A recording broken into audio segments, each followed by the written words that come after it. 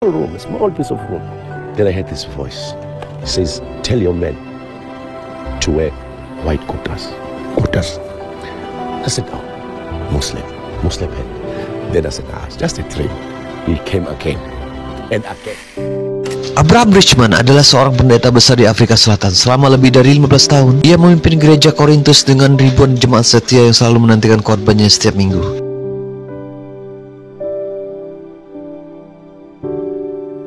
Ia dihormati, dicintai, dan dianggap sebagai pemimpin spiritual yang membawa banyak orang lebih dekat kepada Tuhan. Namun sesuatu terjadi, sebuah peristiwa yang tidak hanya mengubah hidupnya, tetapi juga mengguncang seluruh jemaatnya. Sebuah mimpi datang berulang kali, menghadirkan pertanyaan yang tak bisa ia abaikan. Keputusannya untuk memeluk Islam mengejutkan banyak pihak.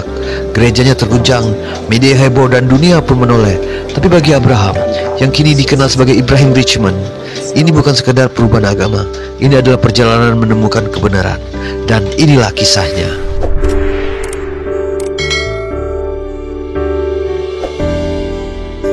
Abraham Richman bukan pendeta biasa. Ia adalah pemimpin gereja Korintus, salah satu gereja yang jumlah jemaat terbesar di Afrika Selatan.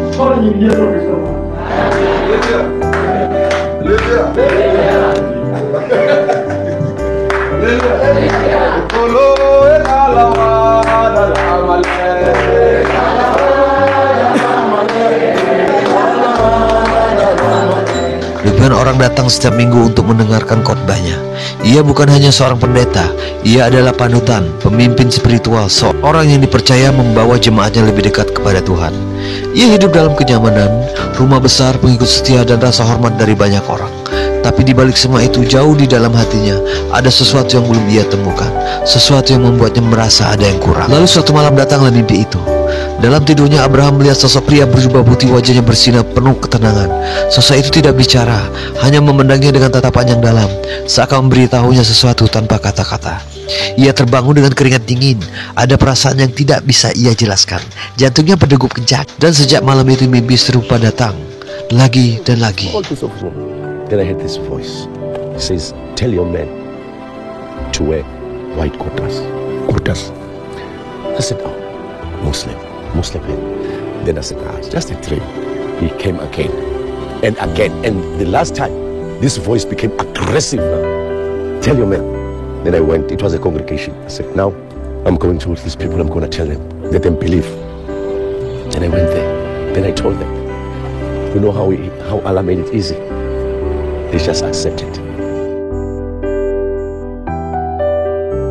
Abraham mulai gelisah. Ia mencari makna dari mimpinya, hingga akhirnya ia mulai membaca tentang agama yang sebelumnya tak pernah ia pedulikan, Islam. Makin dalam ia membaca, makin banyak pertanyaan yang muncul dalam benaknya. Dan pada suatu hari, ia memutuskan untuk melakukan sesuatu yang bahkan tidak pernah ia bayangkan sebelumnya. Ia pergi ke masjid.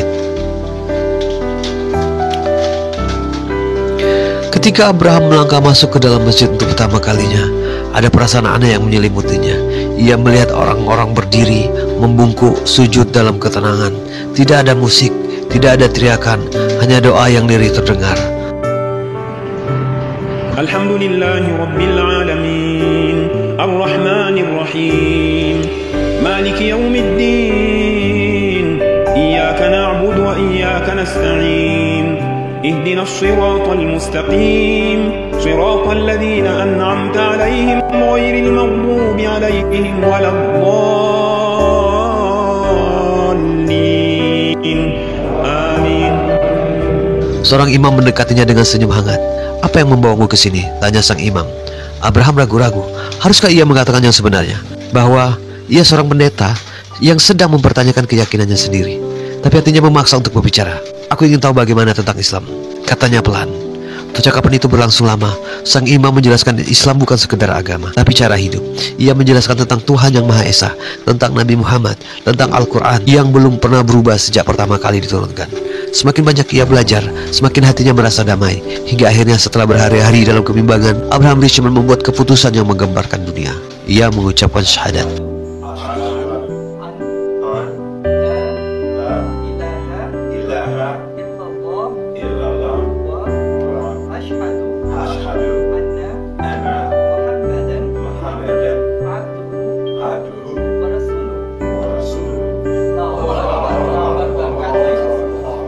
Sejak detik itu, Abraham Richman menjadi Ibrahim Richman.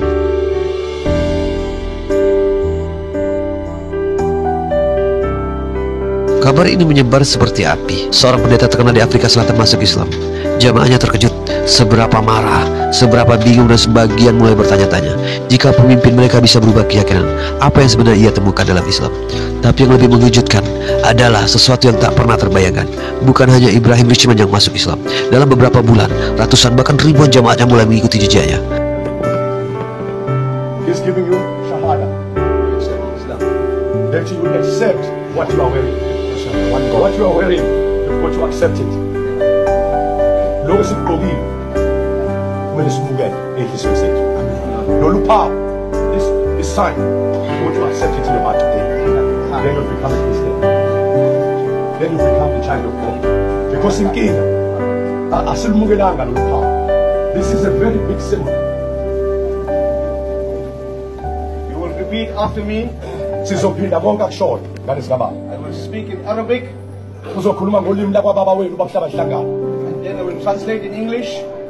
Uzophinde akubuyisele esiNgisini. And you will translate it in Zulu.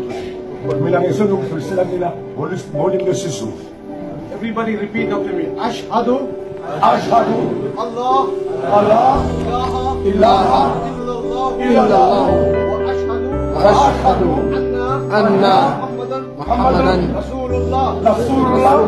I bear witness. None worthy of worship. There's none worthy of worship except Allah. And Muhammad is the final messenger. Allahu Akbar. Gereja yang dulu ia pimpin mulai sepi. Banyak yang datang ke masjid mencari tahu apa yang sebenarnya terjadi. Reaksi dari luar tak kalah keras. Beberapa media menyoroti kisahnya, sementara yang lain berusaha menutupinya. Tetapi kenyataan tetap sama. Perubahan besar sedang terjadi. Perjalanan Ibrahim Richman tak berhenti di situ. Ketika Raja Salman dari Arab Saudi mendengar kisahnya, sesuatu yang luar biasa terjadi. Ibrahim sempat mendapat undangan khusus untuk menunaikan ibadah haji sebagai tamu I said, kehormatan. I've been waiting for you. I've been waiting for you. I had a dream that you'll come here. When they told me you are going to Hajj, I said, oh, me? I can't go there. I won't go there. And when the day came, they said, you're leaving. I said, leaving what? You must be joking. This is not happening. It can't happen.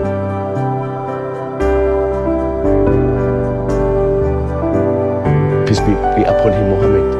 When we went up here, he was going, I will follow the footsteps. And I believe by following these footsteps, millions of my people in South Africa will follow these footsteps to see the light. This is the mountain. Ia berdiri di antara jutaan muslim dari seluruh dunia, mengenakan ihram putih, menangis di hadapan Ka'bah. Dulu ia berdiri di mimbar gereja, sekarang ia bersujud di hadapan Allah. Air matanya jatuh, tidak ada lagi kebingungan, tidak ada lagi pencarian. Hatinya sudah menemukan rumahnya. Kini Ibrahim Richman bukan lagi seorang pendeta. Ia adalah seorang muslim, seorang dai yang menyebarkan pesan Islam dengan cinta dan kedamaian. Ia kehilangan banyak hal, status, pengikut, bahkan teman. Tapi ia mendapatkan sesuatu yang jauh lebih besar, ketenangan, keyakinan, dan hubungan yang lebih dekat dengan Sang Pencipta. Di akhir perjalanannya, Ibrahim Richman tidak meminta apapun dari dunia. Ia hanya berharap kisahnya bisa menjadi pelajaran bagi banyak orang, bahwa kebenaran selalu ada bagi mereka yang mencarinya. Dan pada akhirnya Tuhan selalu punya cara untuk menunjukkan jalan bagi hamba-hambanya yang tulus. Dan inilah kisah Ibrahim Richman, seorang pendeta yang menemukan cahaya Islam. Kisahnya bukan hanya tentang perubahan agama, tapi tentang pencarian kebenaran, tentang keberanian untuk mengikuti hati, dan tentang bagaimana Tuhan selalu membuka jalan bagi mereka yang mencarinya. Jika kisah ini menyentuh hati kalian, jangan lupa bagikan ke orang lain. Sampai jumpa di video berikutnya.